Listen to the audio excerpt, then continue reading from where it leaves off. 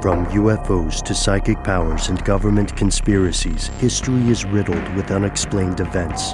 You can turn back now or learn the stuff they don't want you to know. A production of iHeartRadio.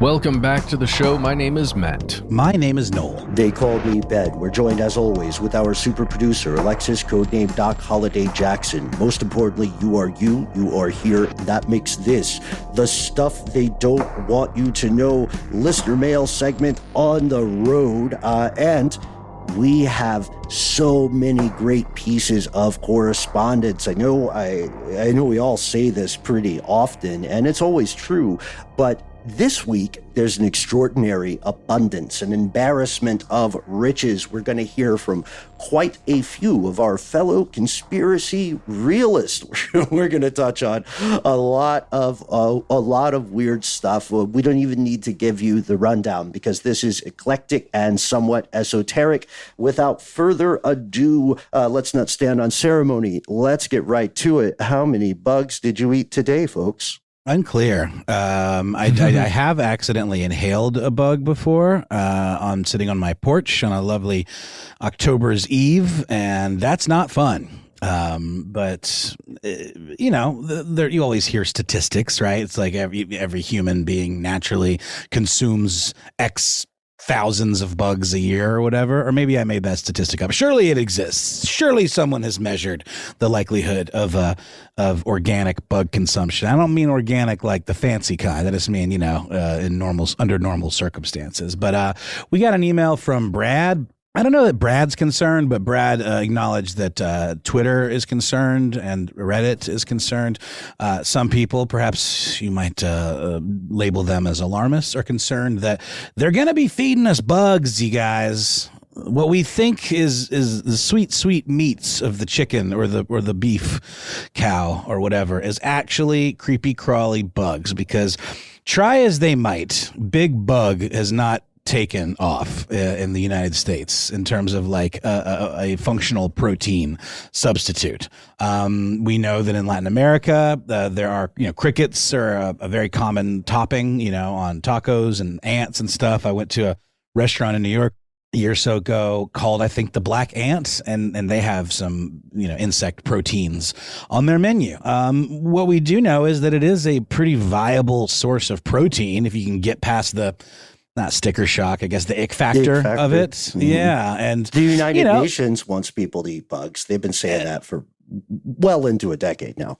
Understandably so, because it does create a much better for the planet substitute, than meat. We know that, farming, cattle farming and all of the emissions that it causes from cow farts and all of that stuff. And also there's the massive amounts of resources that it takes to grow or to raise what could be considered a luxury item. If you really wanted to break it down to brass tacks, we could probably survive on protein pills like they said we would in the future.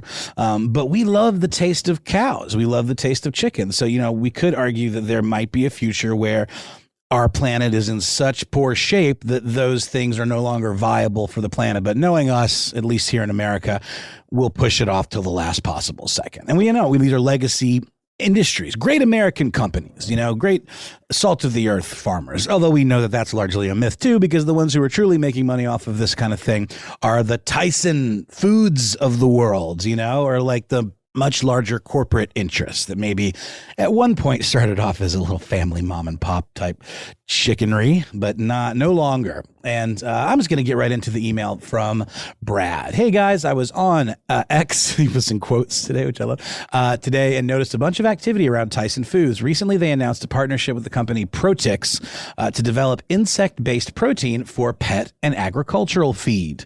There has since been a ton of folks online advocating that they, quote, will never eat bugs and we should boycott Tyson products, even though the protein is not currently planned for human consumption.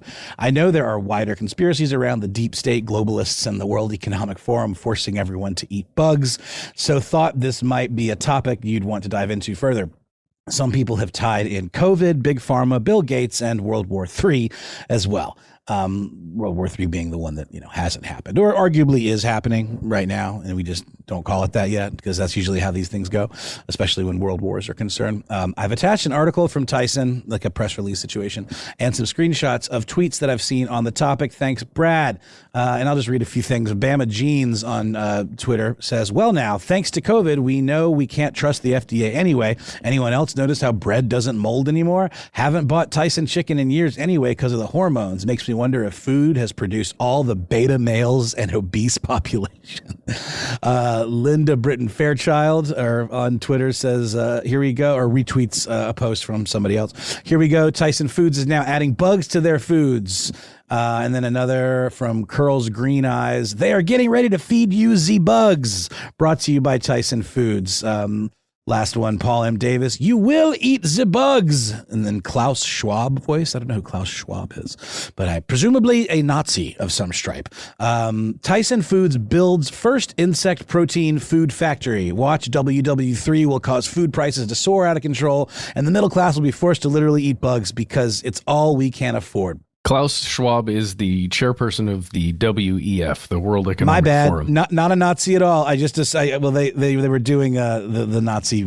Show us your papers, the German's voice or whatever. So apologies to Mr. Schwab, not a Nazi, just a German. The implication, though, I believe in the tweet was there was some, parallel, whatever. But anyway, again, these tweets to me, I don't know about you guys, seem a little alarmist, pushing this whole thing to the nth degree, because Tyson in their release said they're testing it out. They bought a majority shareholder stake in this Protix company, and they're using it for pet food. And also, we know agricultural feed is already made out of all kinds of crazy stuff. Sometimes they even feed waste to these animals, other animal waste or ground up eggshells and things like that. So it's sort of a hierarchy. But the assumption immediately from some folks goes to they're feeding us bugs, sort of like they're taking our jobs. Oh, sorry, Matt, what were you saying? Oh yeah, just that's the point. It smells of the same thing that we see every day now, where you read the headline and you make assumptions about what that means rather than actually gaining any context before putting your opinion into the old gauntlet there. And, Protix, the company started in 2009. This is from their website, Our Journey. We've been dedicated to bringing the food system back into balance with nature. We will not rest until we have achieved this mission. Having perfected our low footprint ingredients and the technological and commercial models, we're now expanding internationally. This allows us to bring healthy and sustainable nutrition on a much larger scale, creating a better world already today. Guys, I would posit or pose the question, how is this that different from Impossible meat or like lab grown chicken or whatever? It's just another thing that you can like tofu, or like seitan or other, vegetarian or vegan quote unquote meat substitute options. They're just proteins and you just dress them up however you want, So I would argue that if you gave me a burger patty made out of crickets and it tasted good and had nutritional value, like where's the harm in that? I don't think that any company would secretly replace our Folgers crystals with crickets. It would be illegal to do so. I got to be honest. I got a cricket in the game on this one. Out of us, I'm not to make assumptions, but I probably am the person who's eaten the most insects just in various situations. And the interesting thing here to me, and Brad, your email really stood out to me as well, is first, yes, there has been a push from various international organizations to promote the consumption of insects.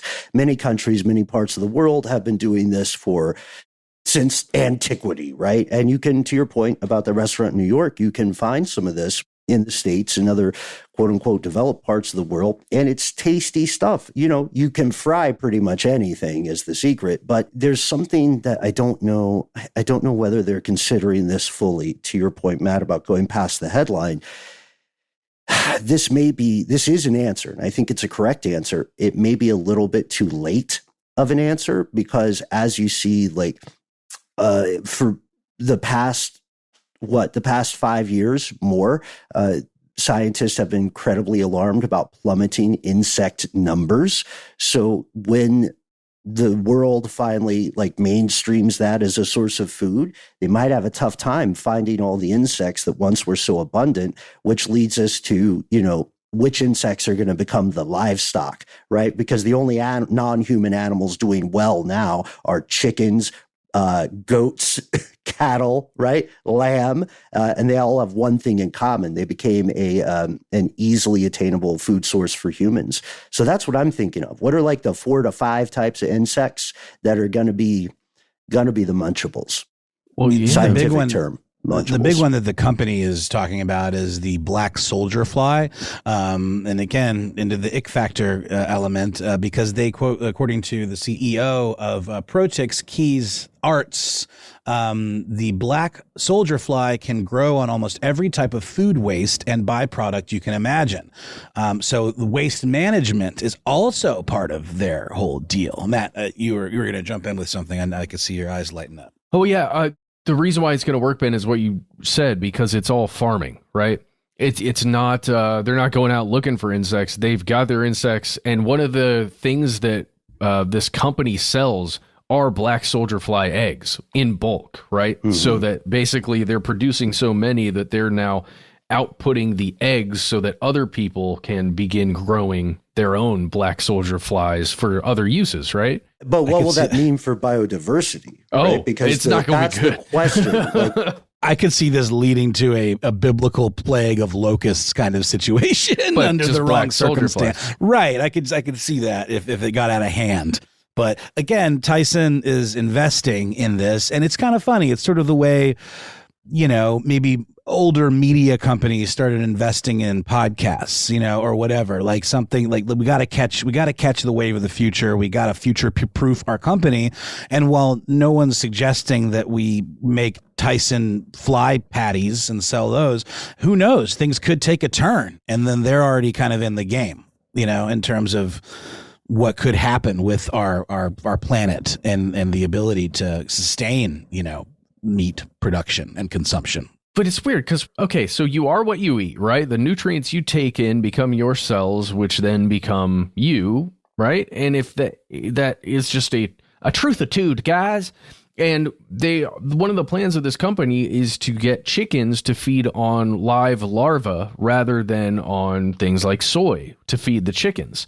So then the chickens are now live larva chickens, live larva eggs that you buy at the store, right? That's what fed them to make them.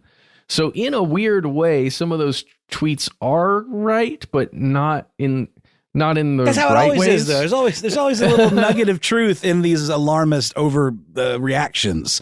And that's where they usually start. These aren't stupid people, I don't think. In general, I would say people mean well most of the time. Okay, maybe not. Who knows? But my point is they're latching on to something that feels like it could be the thing, even if it's not currently the thing. And again, to your point, Ben, it would be absolutely illegal for these companies to secretly feed us this stuff. So they would have to have an alternative like Impossible Burger or like, whatever that they would then market as such. There is a pet food company that already markets itself as a insect protein based food for your pets called Love Bug. So they're like leaning into it. It's not like a secret or like used as filler. It's like it's the whole deal. And then people are going to buy that because of the impact on the environment. And I mentioned the hierarchy earlier. It's like, of course, we're going to start this off on our pets, right? Because only the most, absolutely over the top pet parent would be like, I'm not feeding my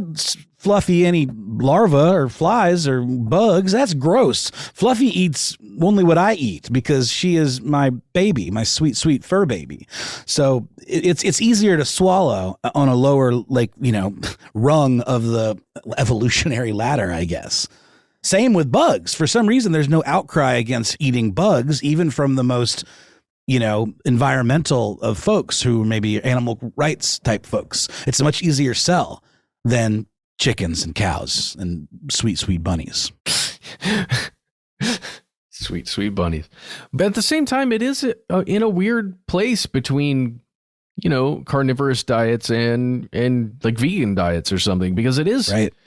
It's just a weird place Because you can put yourself in the mind of a fly, all right? And if think about how many flies you need to make the same amount of protein material that you would, use chickens to make, right? Billions, right? Like insane amount, I'm sure. Like at scale, right?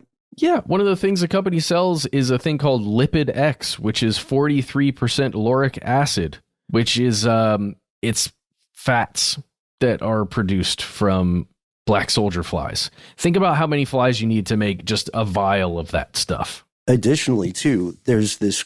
So the question of social mores, right? Expectations and taboos. Some countries, communities, cultures will consider things, totally fine to eat or totally forbidden. And there's not really a scientific reason for a lot of it, right? Some of it is due to past ages when refrigeration and sanitation technology was non-existent or nowhere near as good.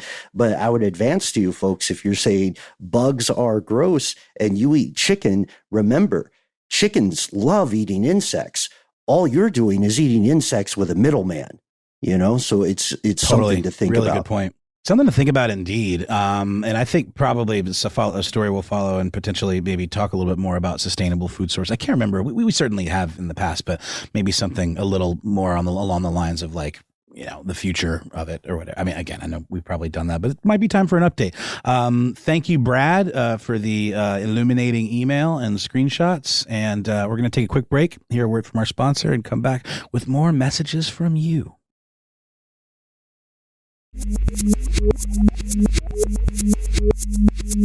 And we've returned. That company, guys, also makes Flytilizer, which is fertilizer made out of flies, which feels like something that humanity genuinely could use. I don't know. Sounds interesting to me. All right, let's jump to the phone lines. We are going to hear from no one in particular who was a constant caller. You promised us a person, Matt. You promised us there. Okay. Shout out. Oh, please. Okay. Shout out no one in particular. Here we go. This is what you had to say. Hello, this is no one in particular, and you are welcome to use this as usual. I was just listening to an episode from the archive about can cannabis cure cancer? And, well, something Noel said brought up a memory, but to initially answer that, science may be inconclusive, but I'm going to say that the science has to say yes, because placebos can cure cancer. And every medication in the world goes up basically against medicinalized face healing to see if it's better than that before it's an approved drug. Now, back to what Noel said, because it cracked me up, about how D.A.R.E came in and they brought a briefcase full of drugs. Well, when I got home the day that they did that at my school, my dad's best friend was a coke dealer, my uncle was a heroin dealer, another uncle was a meth dealer, and when they heard about that, they instantly said, oh, I bet they were watching the kids for who recognized, so they'd know where to look later. Anyway, you guys have a great show. Bye. Well, no one in particular. Those are two very interesting points. Just to rehash really quickly, guys, I think the point is maybe marijuana does cure cancer because it's going against a placebo like all other drugs. And it may, at least in some of these trials, it does seem to do better. Lots more research needed on that front. But the thing that was really interesting to me is something I'd never thought about with those D.A.R.E presentations back in the day. Could they have been surveilling the kids, like for real surveilling the kids to see if there's anyone in their immediate friends or family group that has these drugs that they're just showing them for ostensibly the first time? Yeah, it's a great point. No one in particular. Props to the folks who pitched that to you, because I imagine it's very smart, and I imagine it was not official policy, but in certain neighborhoods or municipalities, I could totally see LEOs using that procedure. And I say that as a proud winner of several D.A.R.E award essays. But I do also, for the record, think they gave everybody an award at some point. It just makes sense. I mean, those also weren't those the kind of science project looking trifold cases, weren't those filled with replica drugs rather than actual, crack cocaine or LSD, etc.? I certainly hope so. I was just looking more at like, it's like those like the fake food that you see at Chinese restaurants sometimes. It's kind of like that, but like for crack and LSD. Well, I was looking at them again just to actually see like the ones that we probably saw growing up. And I mean, there's actual paraphernalia in there for sure, right? Like a broken spoon with some cotton in it, a matchbook that's like half emptied so that a couple of roaches or whatever could fit in there. It looks like a fake poppy for sure. I don't know about the rest. Anyway, just an interesting thought.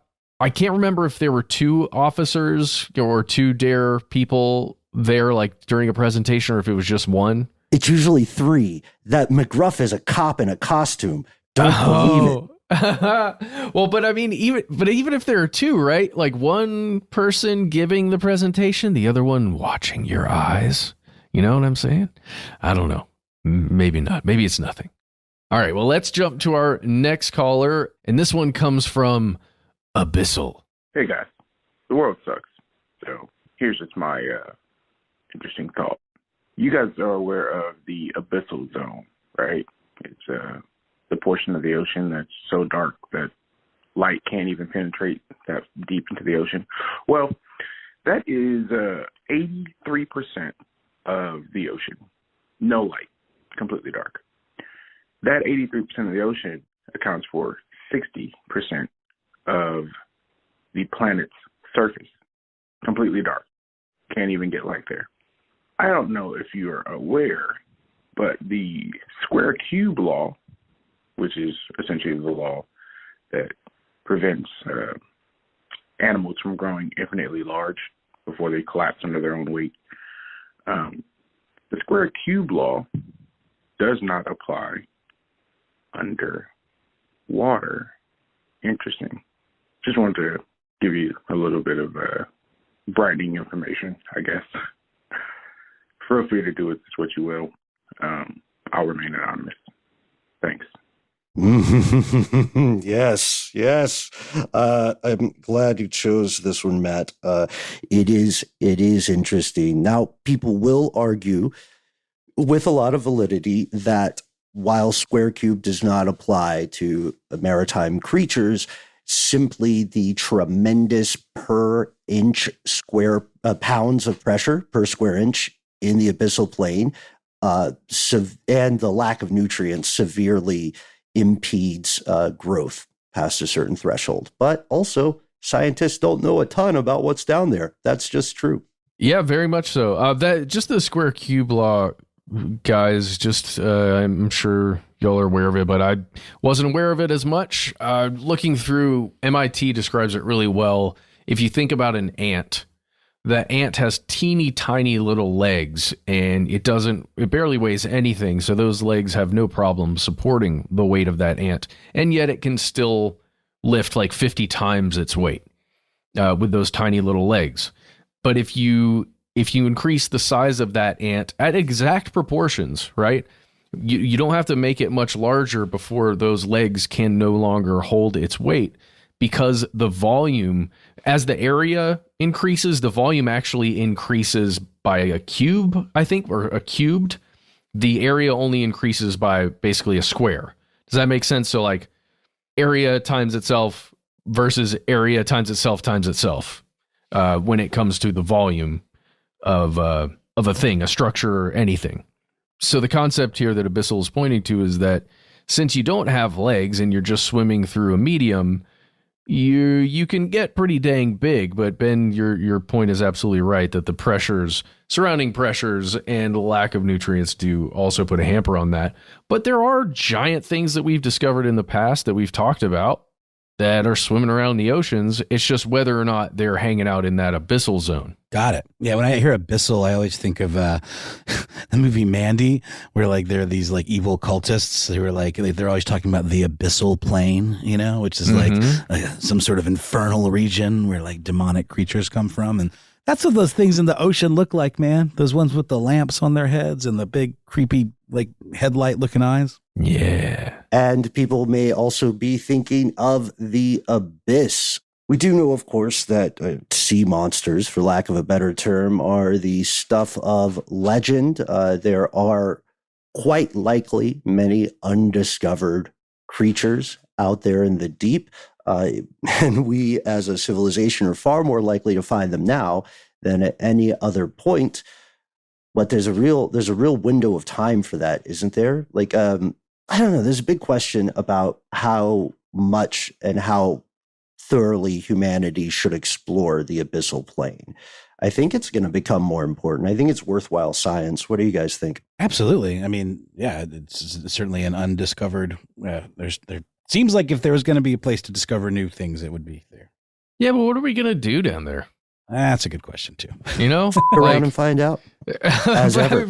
But really, unless we're going down to drill more offshore oil stuff or lay some pipe, you know, I don't know what humanity is going to do down there at the, like, as you said, at those tremendous pressures and just the extremes that it would take to get a human being down there to do some stuff. Unfortunately, necessity being the mother of invention, it may be a situation wherein humanity does have to live beneath water because it's such an effective shield against radiation, right? Screw up the surface world and then have civilization incentivized to address some of those problems and build underwater habitats. But they probably still, even then, and an excellent job on the percentages there. Excellent job on the statistics, man.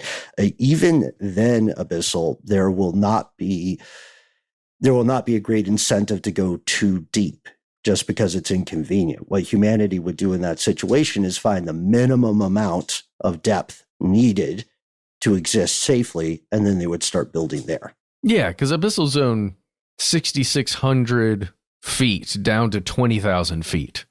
Beneath the surface of the ocean. So that's like, yeah, that's nice and deep.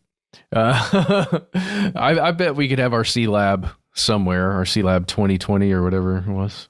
So, hey, thanks so much for calling in with that interesting observation there. Thank you so much as well to no one in particular. We'll be right back with more messages from you.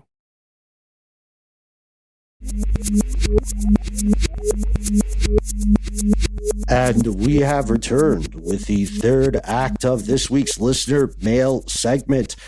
Our first story is a true crime story. This contains some disturbing stuff. As a result, it may not be suitable for all listeners, but we're going to do a quick cavalcade of this, and we're going to end with some nice letters from home. So here is our first piece from Beeswax, Not Yours. Beeswax says, gentlemen, in case you haven't heard, there is a fugitive who escaped custody in East Tennessee this week. His story is full of negligence and incompetence on the part of law enforcement, or possibly a full-blown conspiracy. It began many years ago when he was a prominent businessman in Johnson City and allegedly began drugging and, we'll say, sexually assaulting women, including minors. Complaints to the Johnson City Police Department went uninvestigated, leading to the termination of an officer for attempting to investigate him, leading to a federal lawsuit against the police department itself when this person became a federal prosecutor. After the Fed's investigation and lawsuit, the police chief resigned. Real charges were brought, but this suspect was already on the run. He finally got located in North Carolina. He got arrested. And this week, he escaped the custody of some Kentucky sheriff's deputies who were transporting him on behalf of the U.S. Marshals. Listen to this part. Apparently, he removed his restraints and kicked out a van window somehow without alerting the officers transporting him. And Beeswax, or not yours, Beeswax, says, that's my best understanding of the circumstances, provides some local articles about the situation, and wants to see whether we can shed some additional light on the story, ending with thanks for everything you do.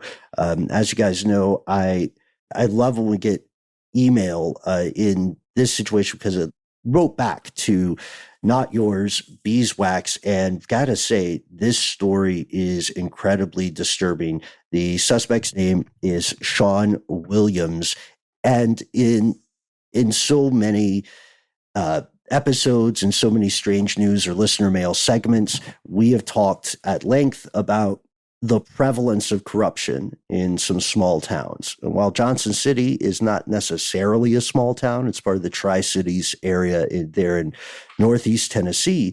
Reading through the articles that you sent, Beeswax, it does very much look like someone in law enforcement was aiding and abetting this guy's criminal career for quite some time. I mean, have you guys gotten a chance to read some of the stuff that Beeswax sent in? I'm looking at it. That was the first time hearing of it. Yeah, looking at it now as well. Why does it seem like somebody was helping him? Because he seems to have been a bit of a big wheel in the local drug game. He also seems to have been somehow protected. That is my estimation, because there was retaliation against one person in particular, Michaela Evans, who attempted to bring charges against this guy for sexual assault, for transportation and sale of narcotics. As soon as she started looking into this guy, she became certain that he was under the protection of at least some faction of law enforcement. And so Michaela Evans is the person who starts interviewing women who allege that Williams has sexually assaulted them. This is, for the record, outside of the scope of her normal duties. And she repeatedly asked different detectives, different members of law enforcement to investigate Williams. She was saying, why are you not pulling the trigger on this? Why are you not looking into it? And unfortunately, it seems like they buried the entire case. The problem with that, too, is that, corruption aside, that calls the escape story into question, too.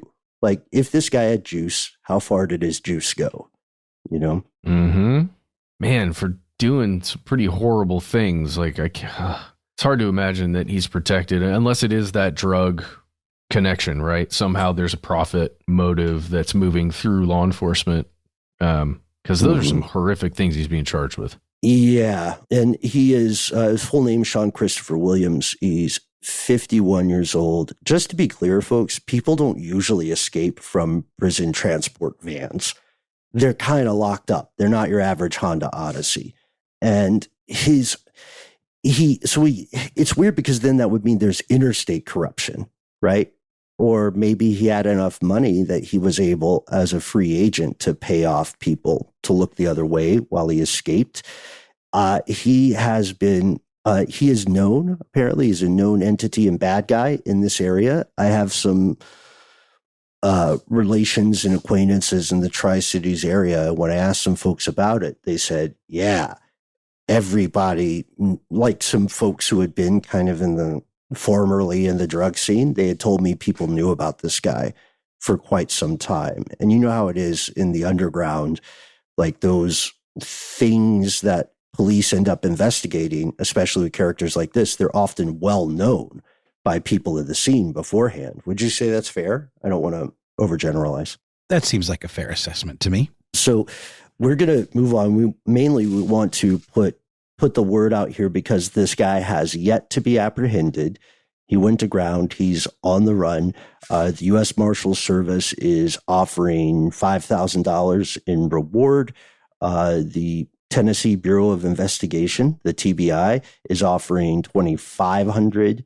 Now, in a recent conversation, we had an interview segment with the creator of Ear Witness, Beth Shelburne, and in that we pointed out there can be a lot of problems with offering a reward for a suspect.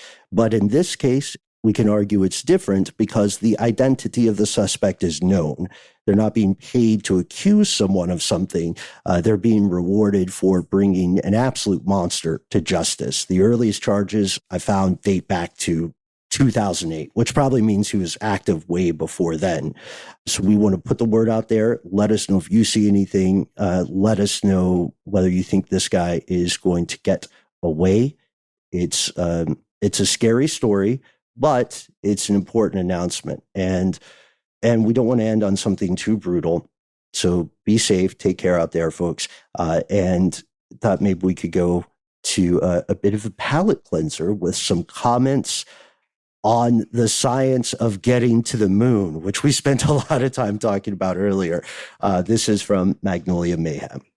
Magnolia says, I don't care if you read this on air. I forget who it was who brought this up late in the episode about the new space race, but someone brought up having a single rocket go to the moon and come back. The reason we can't use this concept is because of something called the rocket equation. It's a terrible little formula that I'm not going to write out here. Instead, think of a rocket and a payload. The rocket has 1 gallon of fuel and a 1 pound payload, parentheses, metric get wrecked. All right, USA. I got you, Magnolia. This fuel payload combination gets 1 mile to the sky. What happens if you need to get 2 pounds to the 1 mile line? Most people go to a linear graph. 1 gallon gets you 1 mile with 1 pound. So 2 pounds gets you 2 pounds up, right? Magnolia says no, because God hates rockets. The extra fuel is itself a payload that the original fuel has to lift. Because of this, the fuel you need to get 2 pounds up to the same altitude as 1 pound is going to be closer to 4 gallons. And then continues to say, that's why rockets have to be as light as possible. That's why these stages, you drop used up fuel tanks. You can work around the rocket equation, shed extra weight. And there's been a lot of work around what's known as SSTOs, single stage to orbits. Magnolia says the closest we ever got to this was the space shuttle. And that still dropped solid rocket boosters and needed an extra pair of engines to get it past dropping the orange tank. And then Magnolia, you recommend a video on YouTube called Space Shuttle OMS Burn, where you see 2 astronauts and a roll of duct tape left hovering in the air when the shuttle fires its OMS to adjust its orbit. Those are those engines that can move things around. And then talks a little bit more about helium, also a little bit about the lunar lander, because the lunar lander, this is one of our questions in the episode, is only possible. The only way that thing works is by having the skin of the lander be as thin as tinfoil, leaving the landing part on the moon, and having zero redundancy for the engine that took them back up to command. And even just hearing that is terrifying, right? That's a whole other kind of abyss. It almost makes it seem hard to believe that it occurred successfully all those times. Yeah, each to their own. But also, guys, it makes me think, maybe it's like an RPG, like an open world role-playing game where you can advance to areas that are way past your current level. Maybe we're like a level 12 situation. Khrushchev jokes aside, maybe we're like a level 12 situation and space or the moon is like level 40 something, right? Maybe we need to get some groundwork done before we go to the higher level enemies, like space at vacuums. Like rockets were an accident. We weren't supposed to discover rockets quite yet because we don't have the other technology that we need. Yeah, we watched a YouTube hack, except instead of getting a cool staff in Elden Ring, it was a hack to get rockets before we were supposed to. Yeah. Nazis. Thanks a lot. Then you end up stuck on that part of Skyrim where the dragons just eat you alive, instantly, and you don't have a save close enough, so you just give up on the game. No. Sorry, I was just describing what happened with me in Skyrim, but it's a reasonable analogy. Mm-hmm. Mm-hmm. And this also makes me think, I thought this was a nice compliment to the idea of deep sea and abyssal plane exploration, because humanity does need to explore, right? And no one in humanity really wants to be told, stay at home and fix stuff, like fix your house before you go on a trip. Humanity kind of needs to clean itself up before establishing stuff on the moon. I don't know. That's one of the big philosophical divides. What do you guys think? Should human beings put a pause on space travel and fix Earth's problems before continuing? Or yes, but you it's think also, so? Yeah. I mean, but it's also one of those questions where you could weigh it like, is it too late for Earth? Should we be exploring the final frontier? Because that's where we're heading, at least those of us that can afford it. I'm sort of joking, but not really. I mean, I don't think we're completely hopeless here on Earth, but man, some of the stories that we hear sure starts to feel like that every now and then. Oh gosh, yeah. An environmental waste photographer in China just got arrested for going to Xinjiang. So some very powerful governments don't even want us to talk about what's happening to the natural world. But I don't know either. Is it just like is it a situation where we should just treat planets and ecosystems as ultimately disposable? Like move on to the moon and then move on to Mars and then just go somewhere else when we crap out on Mars? We certainly should have a more holistic approach to not thinking like that. Mm-hmm. But past a certain point, it's like, well, what other options do we have? I mean, I don't know, man. People make some bad decisions who are in power and have for many, many, many years. We can't tell them to just think of the planet. Like, it doesn't work like that. We had someone call in recently that said the technology itself is the thing. We talked about this before on one of these, but the technology itself is the virus that wants to spread itself to the next planetary body. Like the technology is it. It's not humans. Humanity is meant to be here on this planet. This is where we were born. This is where we thrive, where we could thrive. But the technology itself is the thing pushing us towards the stars, which again isn't an absolute thing. It's just a concept. It's an idea. But man, if it doesn't resonate with me, I feel like we can probably do both things simultaneously. There's nothing stopping us from exploring the moon further and trying to get to Mars and establishing stuff there. We just need to decide somehow as a species that the money, the currency thing that we have that funds everything on the planet could and should be used for this kind of exploration rather than building more war toys and sending them across oceans to hang out while proxy wars continue to be fought. I have crossed oceans of time. Shout out Bram Stoker's Dracula. Yeah, I agree with you to a large degree there, Matt. Humanity as midwife to an ultimately galaxy spanning life form that is not organic or is techno-organic in nature. The idea of I would also say I agree with you that these goals, space exploration and preservation of Earth as it is now or was in the past, they are not mutually exclusive. As a matter of fact, I would posit the main thing stopping them is the ideological system of economy, right? The belief that the ways in which the world has decided to distribute, allocate, and prioritize resources. I also think, to your point, Noel, Earth is going to be fine. Humanity, maybe that's a fad, but Earth will carry on, and perhaps a tiny fly that was once raised simply to be a food source in millions and millions of years, perhaps they will fill the role of current humans, and they will have the same arguments. Should we go deep into the ocean? We're flies. We're not built for that. Should we go into space? Yeah, I feel like space would make more sense to flies. We're gonna end on one letter from home. We're not going to read the whole thing here, but we do want to give a shout out. We got a very, very wonderful piece of correspondence from Captain Kabam, who is making a comic book and has been leveraging some emergent technology to assist them in the creation of that comic book. So we just wanted to say, we checked it out. Great work, man. Go Captain Kabam. I don't know about you guys. I don't want to assume, but I believe we all love seeing it when our fellow conspiracy realists send in creative works. We've got a kids horror podcast we're going to check out.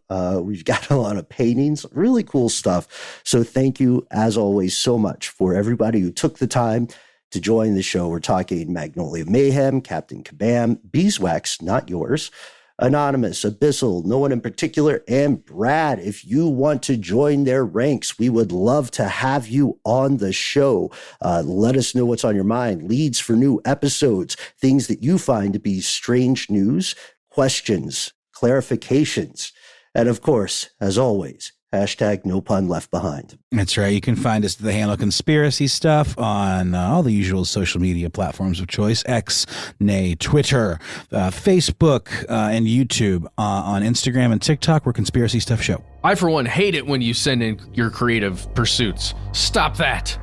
No, I'm just joking. I'm just joking. Hey, do you want to call us? Our number is 1-833-STDWYTK. It's a phone system, so you've got 3 minutes. Give yourself a cool nickname and let us know if we can use your message and voice on one of our listener mail episodes. If you got more to say that can fit in that 3 minutes, why not instead send us a good old-fashioned email? We are conspiracy@iHeartRadio.com.